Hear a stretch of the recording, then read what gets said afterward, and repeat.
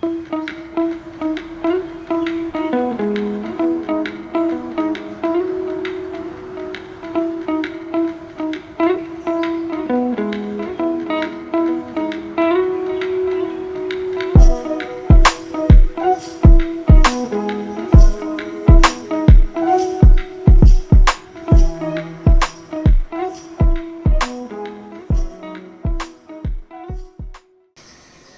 Friends, எல்லோரும் எப்படி இருக்கீங்க?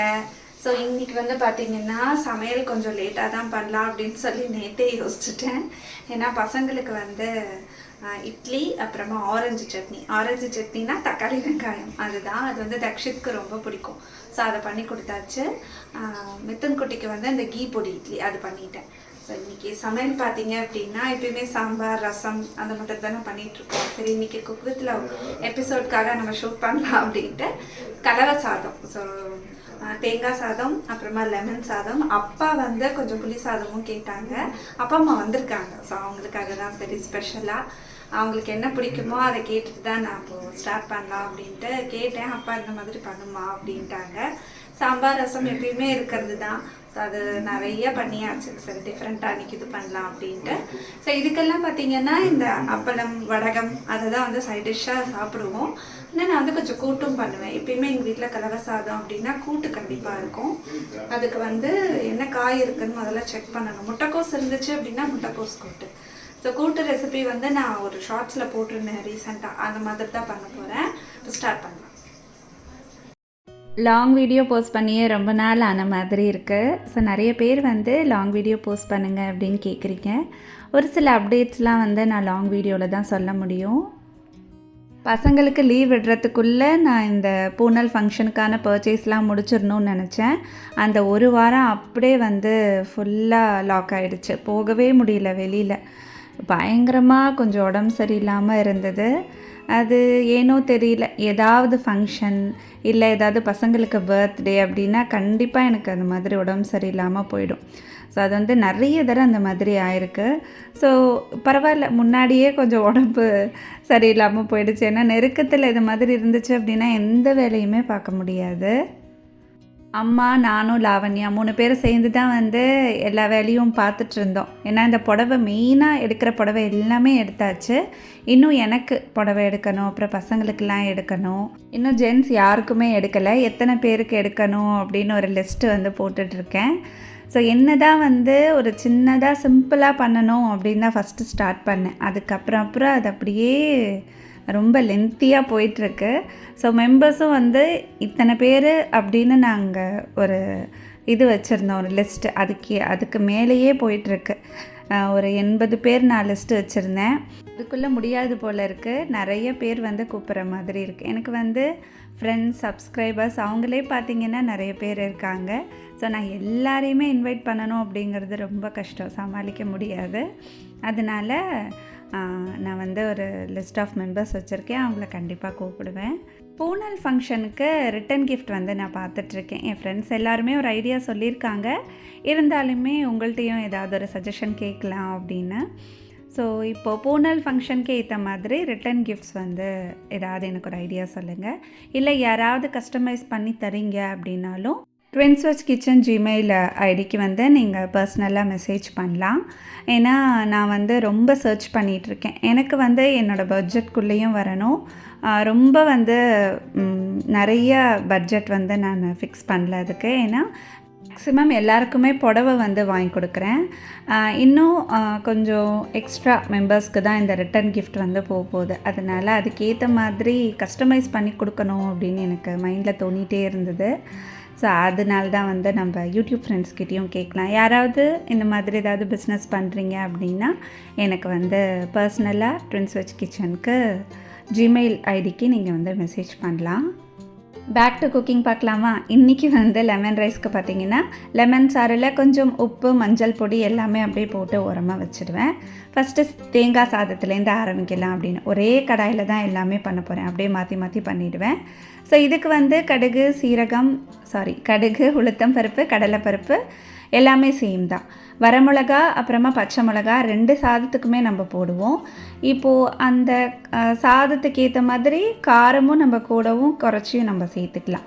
நான் வந்து எப்பயுமே பார்த்திங்கன்னா இஞ்சி பொடி பொடியாக சாப் பண்ணி போட மாட்டேன், துருவி தான் போடுவேன்.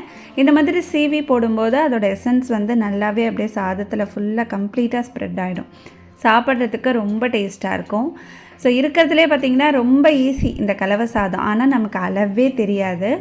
ஸோ இவ்வளோ பண்ணணும் அவ்வளோ பண்ணணும்னு தெரியாது. எப்படி இருந்தாலும் அது மிஞ்சி போயிடும். நைட்டும் அதை வச்சு சாப்பிட்ற மாதிரி தான் இருக்கும். ஸோ இது வந்து கலவை சாதத்துக்கு நான் எப்பயுமே சாதம் வந்து நிறையா தான் வைப்பேன். 4 டம்ளர் 4 கப்பு சாதம் வச்சுருக்கேன். தேங்காய் துருவல் வந்து நான் ஏற்கனவே துருவி ஃப்ரிட்ஜில் வச்சுருந்தேன். அதை சேர்த்துட்டு தேவையான அளவு நம்ம உப்பு சேர்த்துக்கலாம். உப்பு வந்து கூட குறைச்சல் இருந்தாலும் ஓகே தான், கொஞ்சம் கம்மியாக இருந்தால் ஓகே தான். கூட போட்டுட்டோம் அப்படின்னா ரொம்ப கஷ்டம் எடுக்கிறது. சாதம் வந்து ஃபஸ்ட்டு மேல் சாதமாக நம்ம வந்து தேங்காய், லெமன், அப்புறமா புளி சாதத்துக்கு எடுத்துகிட்டு கடைசி சாதத்தை தயிர் சாதமாக நான் மிக்ஸ் பண்ணிடுவேன். தயிர் சாதத்துக்கு எப்பயுமே பார்த்திங்கன்னா வெண்ணெய் கொஞ்சம் ஆட் பண்ணால் ரொம்ப டேஸ்ட்டாக இருக்கும். தேங்காய் சாதம் வந்து ஆல்மோஸ்ட் கம்ப்ளீட் ஆகிடுச்சு. தாளித்து தேங்காய் சேர்த்து சாதத்தை போட்டு மிக்ஸ் பண்ணால் அவ்வளோதான். ஸோ ஒரே கடாயில் வந்து அப்படியே நான் பண்ணிவிடுவேன். ஸோ இதை பண்ணிவிட்டு ஒரு பாத்திரத்தில் மாற்றிட்டு அதிலே எல்லா சாதத்துமே கலரிடுவேன். இப்போ நான் யூஸ் பண்ணுற கடாய், குக்கர் எல்லாமே கேட்குறீங்க. எல்லாமே வந்து இண்டஸ் வேலி தான் மோஸ்ட்டாக நான் வச்சுருப்பேன். ஒரு தடவை நம்ம காசு போட்டு வாங்கினாலும் நமக்கு லைஃப் லாங் வரும். அடி கனமாக இருக்கும் பாத்திரம். அதனால் எவ்வளோ தான் நம்ம வந்து சமைச்சாலும் அது அடி பிடிக்காமல் இருக்கும். அதோட ஃப்ரெஷ்னஸ் வந்து அப்படி இருக்கும் நம்ம என்ன டிஷ் பண்ணாலும். இப்போது கூட்டுக்கு வந்து நான் அந்த தேங்காய், சீரகம், அப்புறம் வரமிளகா, அப்புறமா மேற்பொடி அதையும் வந்து சேர்த்து அரைச்சி வச்சுட்டேன். வறுத்து அரைச்சி போடுறது ஒரு டைப்பு. ஸோ இது வந்து எல்லாமே பண்ணுறதுனால எனக்கு டைம் இருக்காது. அதனால் கொஞ்சம் மேற்பொடி போட்டு கூட்டுக்கு அப்படியே மிக்ஸ் பண்ணிவிடுவேன். அதுவும் வந்து டேஸ்ட்டாக இருக்கும்.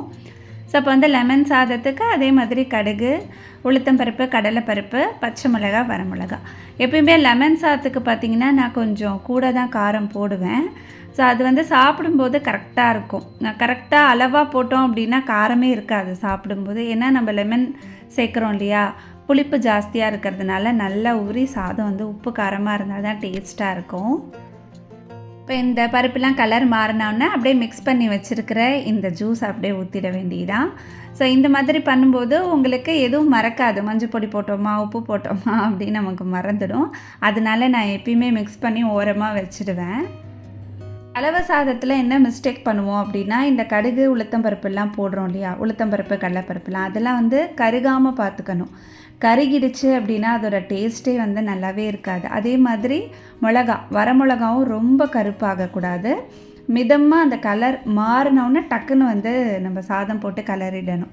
அப்போ தான் வந்து லெமன் சாதம் அந்த டேஸ்ட்டில் இருக்கும். இல்லாட்டினா ஒரு மாதிரி கருகின ஸ்மெல் வந்துடும். ஸோ அது வந்து ஒரு குட்டி டிப்ஸ் நீங்கள் எடுத்துக்கலாம். இப்போ ஃபாஸ்ட்டாக வந்து லெமன் சாதமும் முடிஞ்சிருச்சு. அதையும் வந்து ஒரு பாத்திரத்தில் மாற்றிட்டு புளி சாதமும் கிளறிடுவேன். புளி சாதம் வந்து பார்த்திங்கன்னா நான் ரீசெண்டாக வாங்கியிருந்தேன். அது வந்து மாம்பழம் போகும்போது வாங்கியிருந்தேன். ஸோ அது வந்து ரொம்ப டேஸ்ட்டாக இருக்கும். ஸோ அதுக்கு வந்து ஒரு பொடியும் ரெடி பண்ணி வச்சுருக்கேன். அதையும் வந்து நான் அப்படியே போட்டு மிக்ஸ் பண்ணிவிடுவேன். இப்போ கூட்டுக்கு பார்த்திங்கன்னா பருப்பு, முட்டைக்கோசும் சேர்த்து நான் விசில் விட்டு வச்சுட்டேன். இப்போ அரைச்சதை அப்படியே சேர்த்துட்டு ஒரு மிக்ஸ் கொடுத்துட்டு கடுகு, உளுத்தம் பருப்பு அதெல்லாம் தாளித்து போட்டிங்க அப்படின்னா கூட்டு ரெடி. கூட்டு வந்து தேங்காய் சாதம் அப்புறம் லெமன் சாதத்துக்கு ரொம்ப சூப்பராக இருக்கும். ஸோ எங்கள் வீட்டில் அது எப்பயுமே பண்ணுவாங்க, எங்கள் மாமியார் பண்ணுவாங்க. ஸோ அதே வந்து என் ஹஸ்பண்ட்க்கு ஹேபிட் ஆகிடுச்சு. ஸோ அந்த கலவை சாதம் அப்படின்னா கூட்டு இருக்கணும். புளி சாதத்துக்கு வந்து கடுகு, அப்புறம் உளுத்தம்பருப்பு, கடலைப்பருப்பு எல்லாம் தாளிச்சாச்சு. ஸோ இது வந்து நல்லெண்ணெயில் தான் பண்ணணும். புளி சாதத்துக்கு மட்டும் ரொம்ப டேஸ்ட்டாக இருக்கும். புளி சாதம் அப்புறம் லெமன் சாதம் மட்டும் நல்லெண்ணெயில் தாளிப்பேன். தேங்காய் சாதம் வந்து நான் தேங்காய் எண்ணெயில் தாளித்தேன். இப்போது வந்து புளியோதரை பேஸ்ட் வந்து இருக்குது, அதை அப்படியே போட்டுட்டு சாதத்தையும் போட்டுட்டு என்ன பண்ணுவேன்னா, அந்த மேற்பொடி சாம்பாருக்கு யூஸ் பண்ணுறோம் இல்லையா, நான் அந்த மேற்பொடி ரெசிபி நான் சொல்லியிருந்தேன். ஸோ அதை அப்படியே தூவி மிக்ஸ் பண்ணிடுவேன். ரொம்ப டேஸ்ட்டாக இருக்கும். ஸோ இந்த பொடி வந்து நம்ம செஞ்சு வச்சுக்கிட்டோம் அப்படின்னா எல்லாத்துக்குமே நம்ம யூஸ் பண்ணிக்கலாம். சாம்பாருக்கு, ஈவன் வந்து ரசம் வைக்கும்போது கூட இறக்கும்போது ஒரு டீஸ்பூன் போட்டிங்கன்னா வாசனையாக இருக்கும். அப்புறமா அந்த கிழங்கு வகைகள்லாம் இருக்குது இல்லையா, ஸோ அந்த மாதிரி காய்க்கு இந்த மேற்பொடி யூஸ் பண்ணலாம். இப்போ கூட்டும் வந்து தாளிச்சாச்சு. ஃபாஸ்ட்டாக வந்து சமையல் முடிச்சிட்டேன். ஆக்சுவலாக தயிர் சாதத்துக்கு பார்த்திங்கன்னா சாதம் இல்லை, அப்புறமா வச்சு அதுக்கப்புறம் தான் நான் தயிர் சாதம் வந்து மிக்ஸ் பண்ணி வச்சுருந்தேன். ஏன்னா இந்த 3 சாதம் வந்து கலர்றதுக்கே சரியாக இருந்தது. இப்போ நான் சொன்னேன் இல்லையா, அளவு வந்து சாதம் எவ்வளோ வச்சாலும் பத்தாது. இதுக்கு 4 கப்பு வச்சுருக்கேன். ஆனால் இது வந்து நைட்டு வரைக்குமே அப்படி இருந்தது, கொஞ்சம் மிச்சம் இருந்தது. நைட்டு வந்து எல்லோரும் சாப்பிட்டோம் அப்படின்னா சரியாயிடும். ஸோ சூப்பராக வந்து ஒரு லஞ்ச் காம்போ ரெடி பண்ணியாச்சு. கண்டிப்பாக வந்து இந்த மாதிரி வித்தியாசமாக நம்ம ட்ரை பண்ணி சாப்பிட்லாம். டெய்லி சாம்பார் ரசம் அப்படின்னு இல்லாமல். நான் எதுவுமே டேஸ்ட் பண்ணல, ஆனால் உப்பு காரம் எல்லாமே கரெக்டாக இருந்துச்சு. புளியோதரை மிக்ஸுக்கு கொஞ்சம் மட்டும் நான் உப்பு போட்டேன். ஏன்னா அந்த மிக்ஸ்லேயும் உப்பு இருக்கும், ஆனால் அந்த உப்பு பத்தாது. சாதம் வந்து நான் உப்பு போட்டு வடிக்கலை, அதனால் கொஞ்சம் எல்லாத்துலேயுமே உப்பு கொஞ்சம் கூட தான் போட்டிருக்கேன். சரியாக இருக்கும் சாப்பிடும்போது. ஸோ இது எல்லாமே வந்து ஒரு பிளேட்டில் டிஷ் அவுட் பண்ணி சூப்பராக இன்றைக்கி வந்து சாப்பிட போகிறோம். இந்த டிஃபன் பாக்ஸ்க்கு இந்த லஞ்ச் காம்போ பண்ணி வச்சோம் அப்படின்னா சாப்பிடவே மாட்டோம், ஏன்னா உதிரி உதிரியாக இருக்கும் அப்படின்னு சொல்லுவாங்க. அதனால் சுட சுட வீட்டில் செஞ்சு சாப்பிட்லாம். ஸோ இந்த வீடியோ உங்களுக்கு பிடிச்சிருந்தது அப்படின்னா எங்கள் சேனலில் லைக் பண்ணி சப்ஸ்கிரைப் பண்ணுங்கள். நெக்ஸ்ட் வீடியோலாம் ரொம்ப சூப்பராக இருக்கும், கண்டிப்பாக மிஸ் பண்ணாமல் பாருங்கள்.